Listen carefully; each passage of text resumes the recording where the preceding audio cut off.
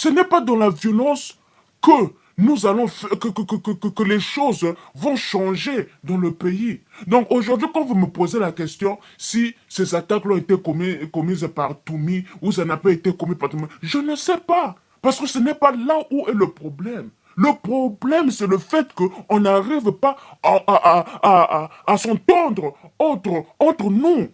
Et tant qu'il n'y a pas cet amour, il y a cette division-là, le Congo ne pourra jamais avancer. Et il y aura toujours ce genre de choses-là. Parce que quand vous cherchez la guerre, vous voulez enlever le président. Qui ont de payer ça? Ce sont les civils, nous autres, les pauvres. Parce que les gens de l'opposition, les politiciens, là, aujourd'hui, s'il y a la guerre, ils sauront là où aller. Mais moi, aujourd'hui, avec ma famille, où on va aller?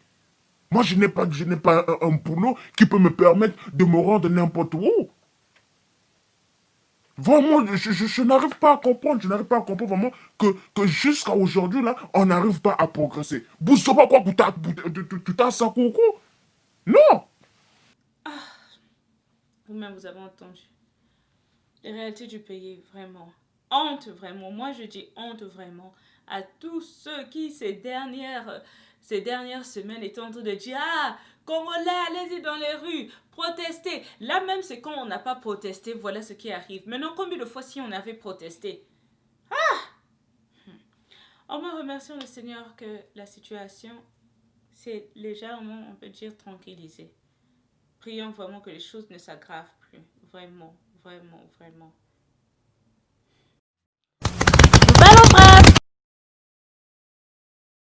Il y a une bonne nouvelle dans le quartier.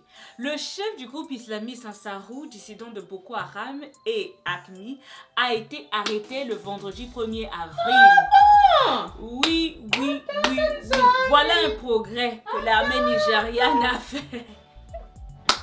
Il a été arrêté. D'abord, c'est vrai. Mais pour vous dire la vérité, j'ai cher parce que quand les Nigérians disent oh on a arrêté ici, on a arrêté là, moi je vais confirmer. Le blanc a dit que oui c'est vrai. Si le blanc a confirmé, moi Rose je crois. Parce qu'on se connaît en tant qu'Africains, le mensonge ça coule dans notre sang. Donc les agents de sécurité nigérianes avaient effectué une avancée dans la lutte contre le terrorisme dans le centre du Nigeria et ils ont capturé Khalid Al-Barnawi dans la ville de Lokoja. Il était inscrit sur la liste des terroristes internationaux les plus recherchés. Wow.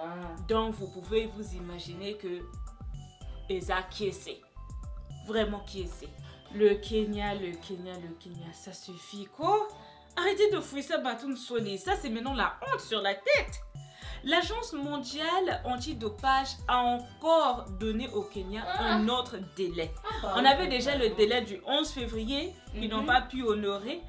Il y avait eu encore le délai du 5 avril que les Kenyans n'ont pas pu honorer. Et cette fois-ci, on leur a donné encore un autre délai du 2 mai. L'Agence mondiale antidopage a donné jusqu'au 2 mai au Kenya pour adopter une nouvelle législation antidopage, afin d'éviter une éventuelle interdiction de participer aux Jeux Olympiques de Rio. Ah bah Kenya vraiment, hein. Vraiment, le Kenya est plus développé que le Congo. Si les Congolais avaient des problèmes comme ça, j'allais dire, un petit pays comme le Congo vraiment. Mais le Kenya, quand même, vous qui êtes la fierté vraiment de l'Afrique aux Jeux Olympiques, pourquoi y a-t-il ce problème? Laissez-moi vous expliquer. Le Kenya ne possède pas son propre laboratoire antidopage. Donc les échantillons doivent être envoyés à l'étranger pour analyse et la fiabilité du processus se retrouve compromis.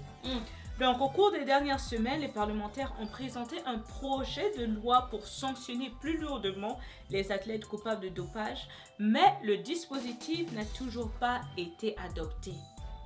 Qu'est-ce qui manque quoi? Ne suivez pas l'exemple du Congo. Vous progressez. Vous allez-y devant. Moi, je suis là en train de vous pousser. Pardon. Madagascar, confusion totale.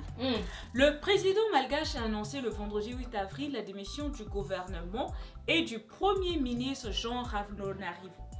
Mais ce dernier a rétorqué quelques heures plus tard en disant que moi je n'ai pas encore démissionné officiellement.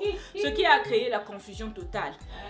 Démissionner officiellement, démissionner en secret. Est-ce qu'il n'a pas démissionné?